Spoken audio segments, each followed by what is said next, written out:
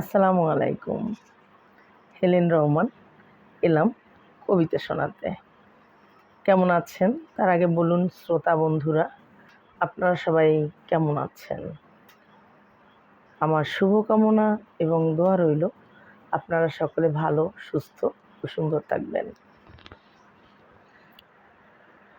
মনের ইচ্ছেগুলো যেন সব হয় পূরণ, এরকম শুভকামনা আপনাদের জন্য আমার। আপনারা জেনে খুশি হবেন যে আপনাদের সহযোগিতায়, আপনাদের আন্তরিকতার ছোঁয়ায় এবং আল্লাহর দয়ায় আমি কন্টেন্ট মনিটাইজেশন পেয়েছি। তো আপনাদের জন্য যে প্রাপ্তি, সেটা কি আপনাদেরকে না জানালে হয় বলেন?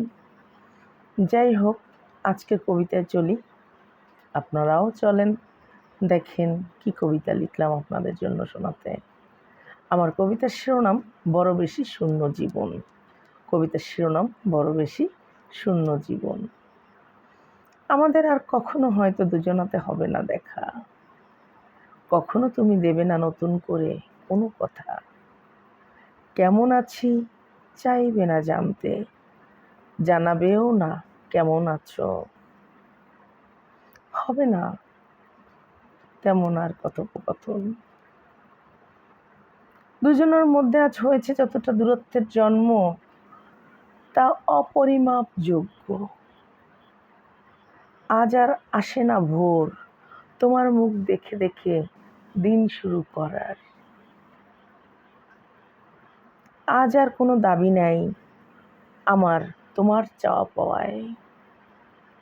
পৃথিবীতে নাই এমন কোনো আধুনিক যন্ত্র যে যন্ত্রের আশীর্বাদে ঘুচে যেত দুজনার মধ্যকার দূরত্ব।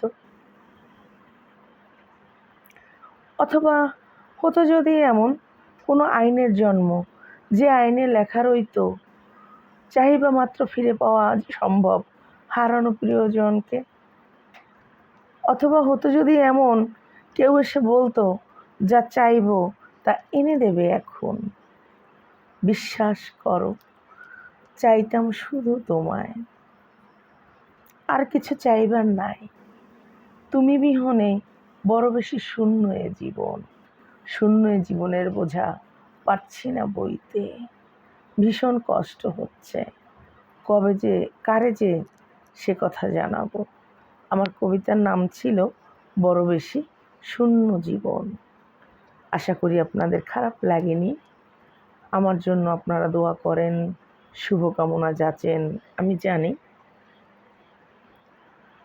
আমি মন থেকে বলছি, আমি খুব কৃতজ্ঞ আপনাদের প্রতি।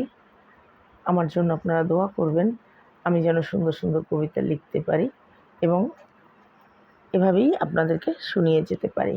সবাই ভালো থাকুন, সুস্থ থাকুন, আমার জন্য দোয়া করবেন।